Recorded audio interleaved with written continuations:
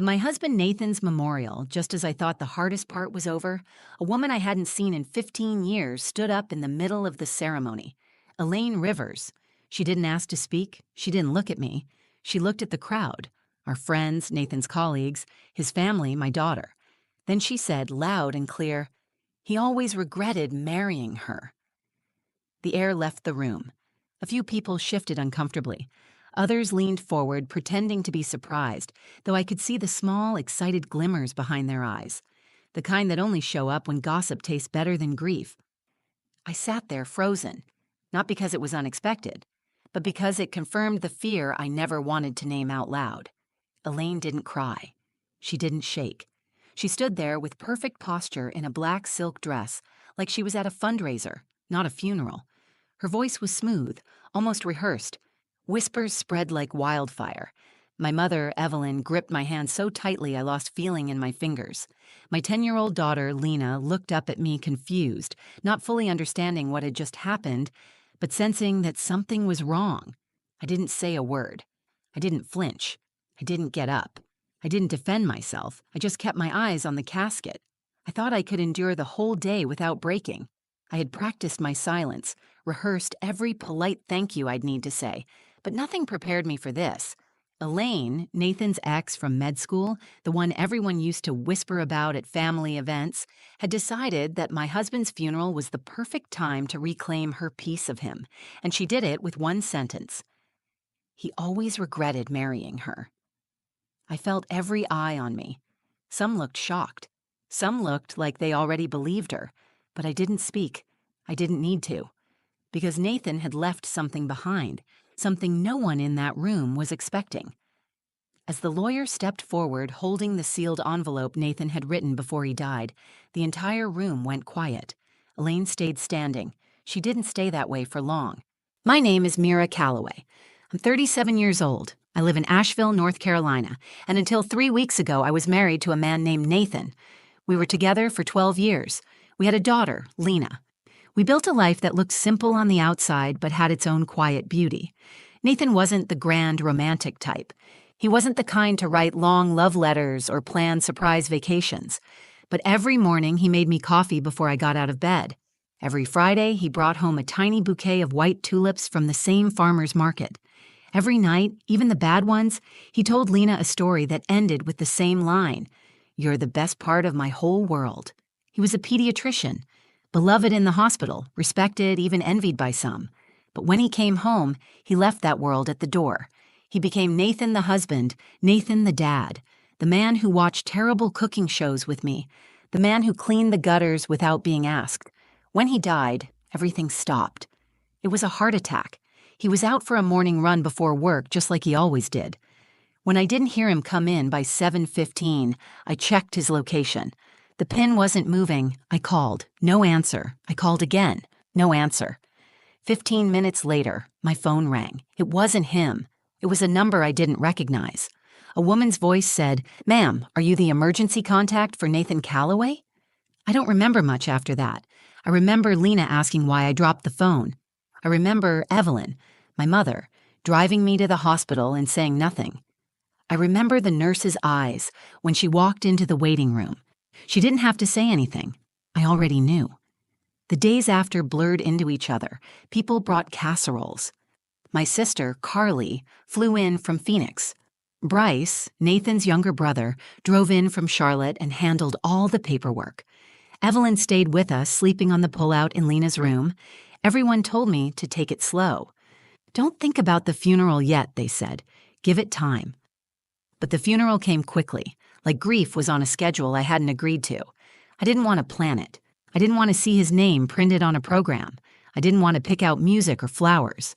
But I did, because there was no one else to do it, and because Lena asked if she could read something for him, and I told her yes. It was supposed to be small, just family, a few friends, his colleagues. But word spread. The room filled. Faces I hadn't seen in years showed up. Some I didn't recognize at all. And then I saw her, Elaine Rivers, tall, poised, dressed like she'd stepped off the cover of a magazine. Nathan had dated her in med school. They were serious once. He told me about her early on in our relationship. He said she was brilliant and ambitious and didn't want the same things he did. That was the end of it. Or at least, that's what I thought. She didn't speak to me when she arrived. She didn't nod, didn't offer condolences. She just found a seat near the center aisle like she had every right to be there. Bryce gave a short eulogy. It was simple, honest, exactly what Nathan would have wanted. Evelyn spoke too.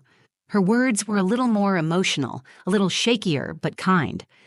Lena got up with a crumpled paper in her hand and read a poem she wrote about my daddy who made pancakes better than anybody. I didn't speak. I had planned to. I had something written down. But when I stood up to walk to the front, my legs wouldn't move. My chest tightened. I sat back down. People nodded. They understood.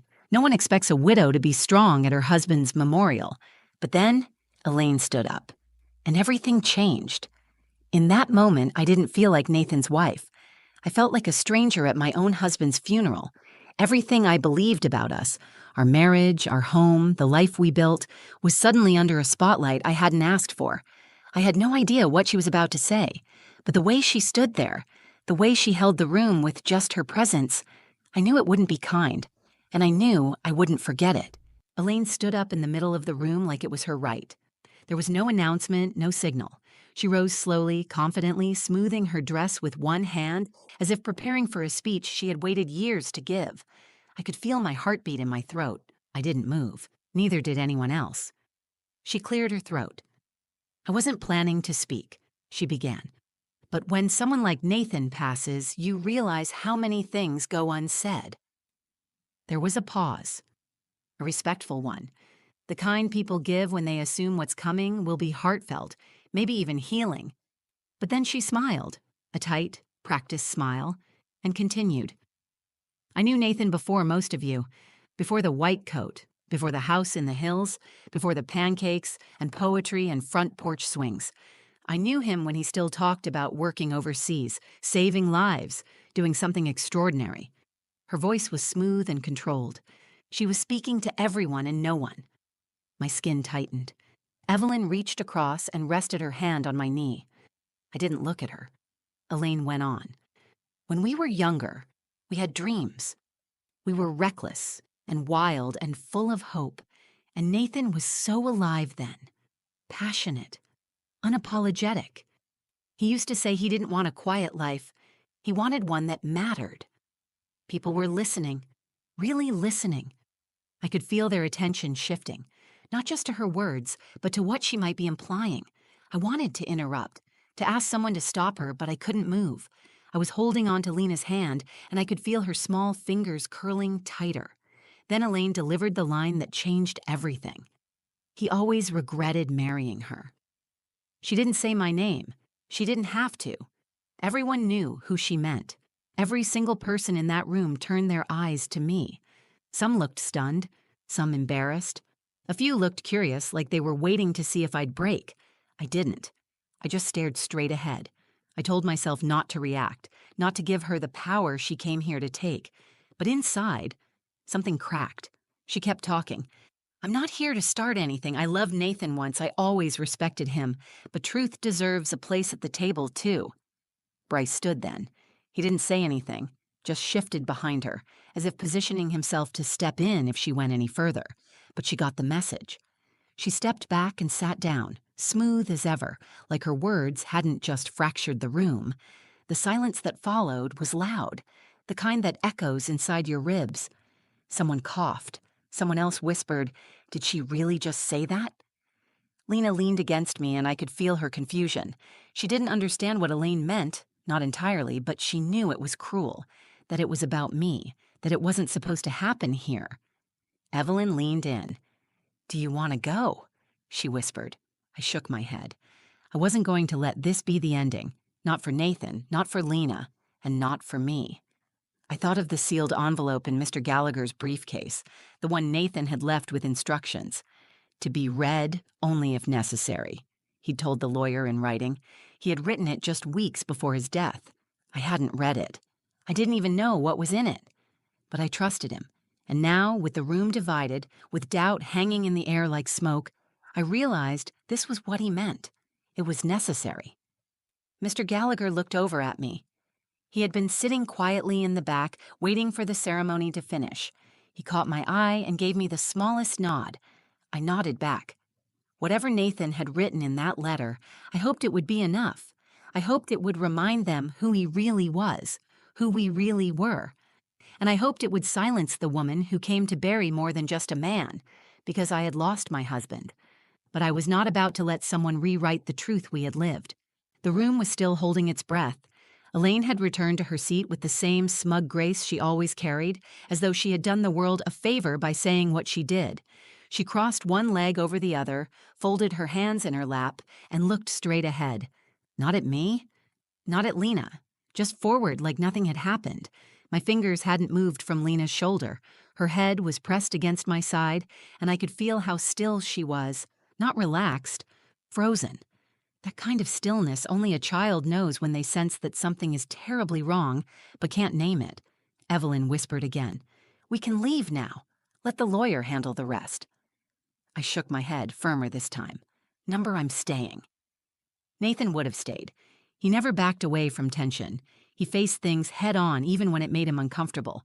That was something I admired about him, something that sometimes infuriated me. But right now, I needed to be that version of him. I looked toward Mr. Gallagher. He sat near the back, holding the black leather briefcase that contained Nathan's last words. When we had spoken 2 days earlier, I hadn't asked what the letter said. I didn't want to read it before the service. I wasn't ready to hear his voice in a past tense. I told the lawyer to read it himself, privately, and only share it if he thought it was necessary. Today, he stood up on his own. His voice was calm, low, and authoritative. Before we conclude this memorial, I have been asked to share a personal message left by Dr. Nathan Calloway. This is not a legal document. It is not part of a will. It is, in his words, a note of clarity. The room quieted immediately. I saw heads turn. Even the people who had been sneaking glances at Elaine shifted their eyes to Mr. Gallagher. Elaine's expression flickered for the first time. Her smile didn't disappear, but it faded, just enough for someone paying attention to notice. Mr. Gallagher pulled a sealed envelope from his briefcase. The seal was still unbroken. He opened it with care and unfolded a single page. His fingers didn't shake. His eyes scanned the top line, then he took a breath and began. Before the words were even spoken, I felt something shift inside me. I wasn't afraid of what Nathan had written, not anymore. Whatever was on that page came from a man who loved his daughter, who made her pancakes every Saturday, who called me from work just to hear my voice.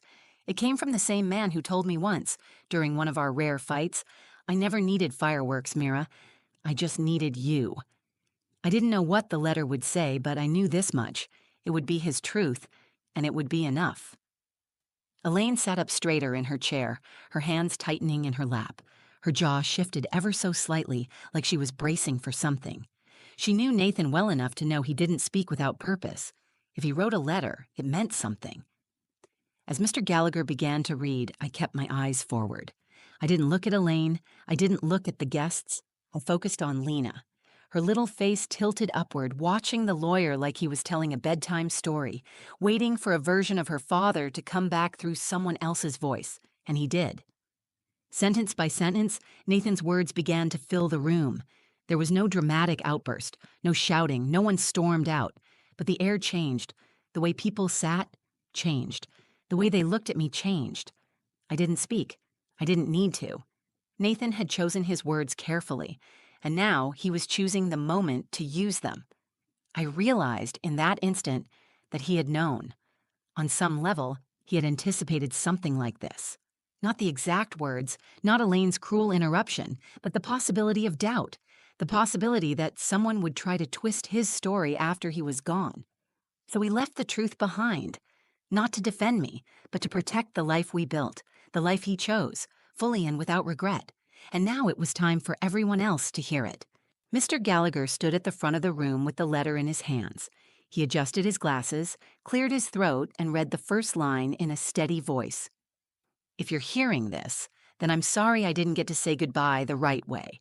I've always hated unfinished conversations, and I didn't want to leave this one undone." The room leaned in. Conversation stopped. Even the fidgeting guests went still. The shift was immediate and total.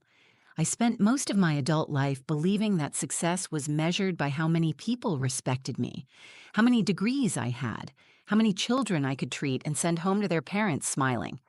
But then I met Mira. I felt a breath escape me. I hadn't realized I'd been holding it in. She didn't fall in love with my title. She didn't care about my residency rank or what hospital would take me.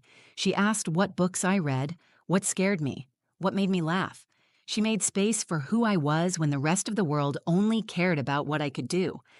A few people turned their heads toward me now, not with judgment, with something softer, recognition, realization.